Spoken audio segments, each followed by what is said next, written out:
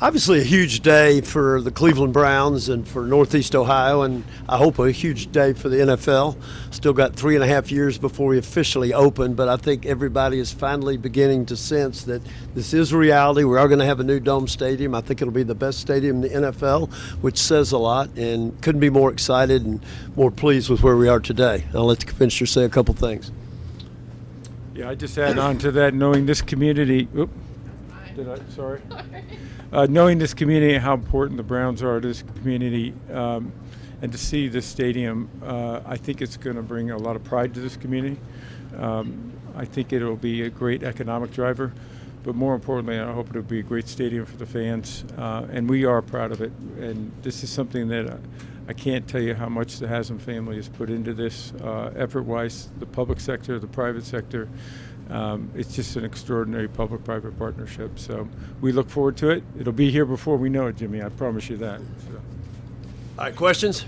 Roger, when you said another draft soon, did you mean not until the stadium is built or before that? We haven't decided that yet, Tony. But my guess it'll be sometime in that period. So. Commissioner, what about the Super Bowl for Cleveland? Once there's a dome here, can you tell us when Cleveland can expect a Super Bowl? Well, as I said inside, and you may not have been in there, but the stadium is clearly going to be suitable for a Super Bowl. I think the real challenge is going to be how transformational this is here. The airport is important for us. The hotels are important for us. All of the facilities are the biggest challenge for hosting a Super Bowl now. We have probably close to 200,000 people come in for a Super Bowl. It's great for economic impact, but it's hard for cities to be able to meet some of those requirements on the facilities. So that's the biggest challenge. Commissioner, how many more hotels, how many more restaurants, how many more things? As I mentioned, I think the lowest we have is high 40s of hotels, and I don't know what the number is here. I think it's about half that, roughly. And it's also the quality of hotels. But also the airport's a really important issue, and I think the airport was, what I understand, is going to be part of the development here and part of that opportunity. So there's a chance here for this to be the transformational type of project that converts and has more events that people need to come to, and hotels start to develop, the airport expands, and you get that kind of infrastructure. Jimmy, what makes you confident that infrastructure can be created to host the Super Bowl, to have big events like that?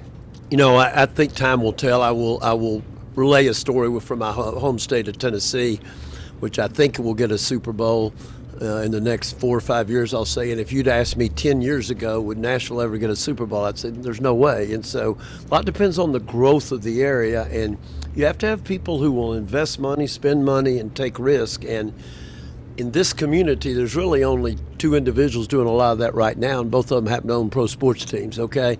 But I think there's a chance, but like I said, we got to play a little more offense around here and not so much defense, if you will. Jimmy, when you bought the team in 2012, when did you envision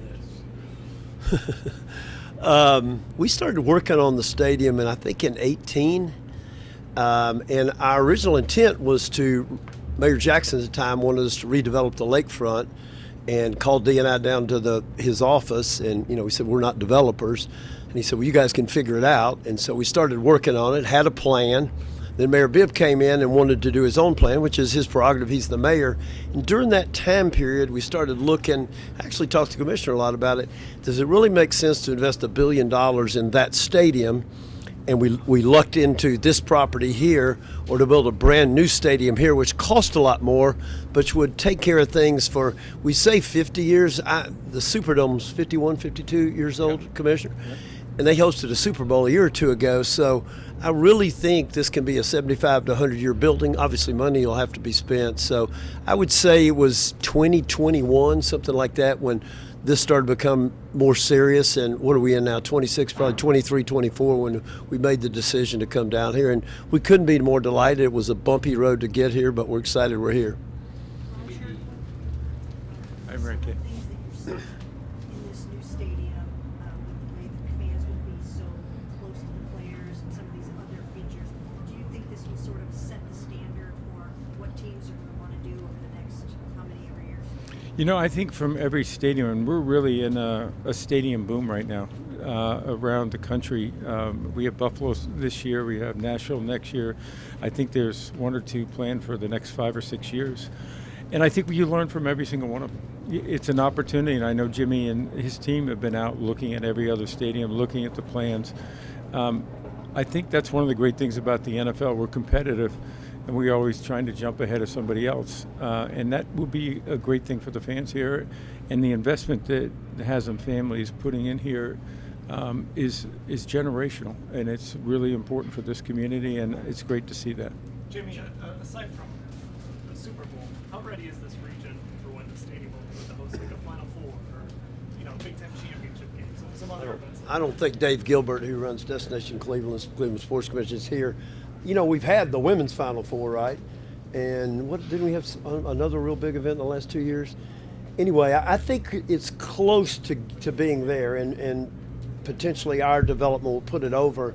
It's hard for you all to understand the huge production the Super Bowl is, and you need lots of hotels, lots of restaurants, lots of convention space, lots of meeting rooms.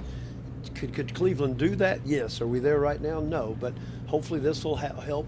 I hate to use the word transformational because it's used so much, but hopefully this will be a transformational movement for the city. Jimmy, one of the concerns a lot of fans have is affordability and being able to enjoy the new stadium. Obviously, there is a significant private investment being put in to this project, and obviously you're looking to capitalize on that. But just what can you say about this new building still being accessible to those die-hard Browns fans that have followed this team since its inception, and obviously the new Yeah, Daryl, great question, and I can promise you we have talked as much about keeping, quote, affordable seats in the new stadium as anything else. The Dog Pound will have the exact same number of seats, but it's going to be a way better experience. And we will have seats that are affordable just like our seats are now. So we heavy focus on making sure anybody that wants to, or almost anybody that wants to, comes to our games.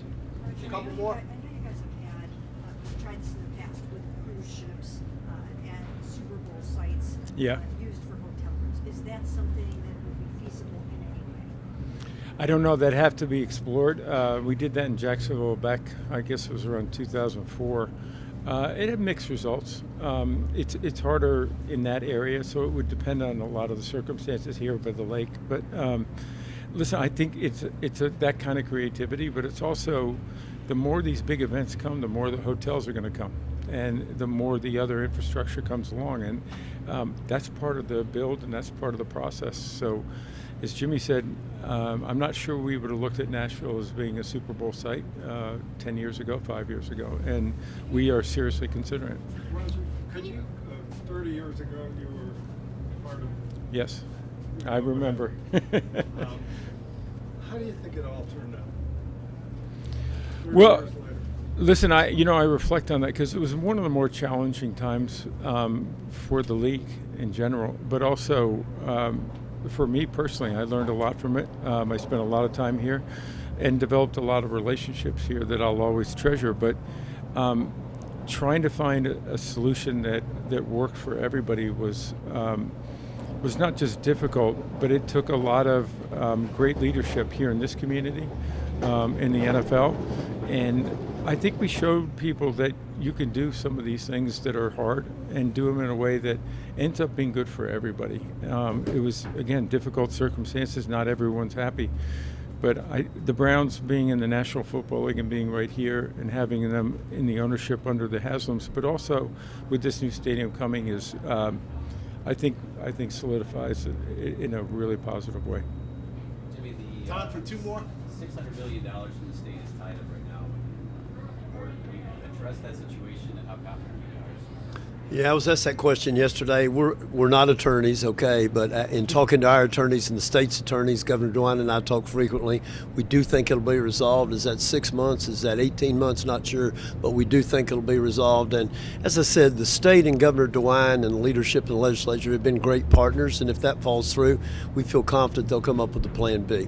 And then your deal with Brook Park is not in place yet. How are those negotiations going? They're good. I mean, I was semi-kidding, semi-not. Mayor Orcutt is a tough negotiator. He's representing the voters of Brook Park, so he should. Dave Jenkins and Ted Taiwong are negotiating for us, but we're the business points have been agreed to. If you've ever made a deal, and now they're working out the legal things. It's a massive agreement, 30 years, etc. But I think we'll have it done by, I'll go out on a limb and say July 1. How's that? Mary Kay, to wrap up. Roger, when you talk about wanting to bring the draft back here, does the success of the draft in Pittsburgh last weekend in another Midwestern city, much like Cleveland, motivate you even more, to bring it back here and see what might be happening here?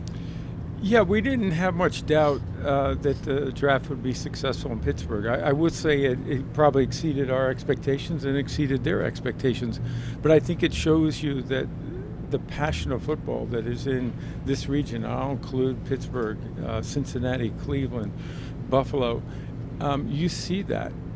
Detroit had a great draft a few years ago, and you see the love of football, but also I think the location where fans can drive to those different sites for the draft is also what makes it very successful. I mean, I think Pittsburgh has a population of around 300,000. They had 805,000 people in 3 days. So obviously a lot of people came from out of town, and that's great for the economic activity also, but it's great for the football fans, and it's great for the NFL overall. Just one more on that, Roger. Whose idea was it in the NFL office to begin moving the draft from other cities?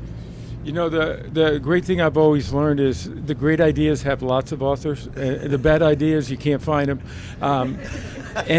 The reality of it is we had thought about it. We thought moving it into primetime was a big step for us somewhere around 2008. We saw the success. There was that tug between tradition and innovation. It was successful in Radio City. It was something that we thought could continue to be successful there. But we also thought sharing it with the fans and those communities would be a great opportunity. And when Radio City said they were going to have a spring show, we couldn't have the draft until June, we said, okay, we'll see you. And we haven't been back, and we won't be back. I think we're going to continue to do what we're doing because you see it. The fans and the communities are raising the bar every year. And I think it's been great for us. It's an off-season Super Bowl for us. And it's a great way for communities to get a little piece of the economic impact and the power of our platform and the ability for people to show off their community and all the great things that are happening, which is great in Pittsburgh, but I also think it'd be great in Cleveland. Thank you all. Good to see you as always.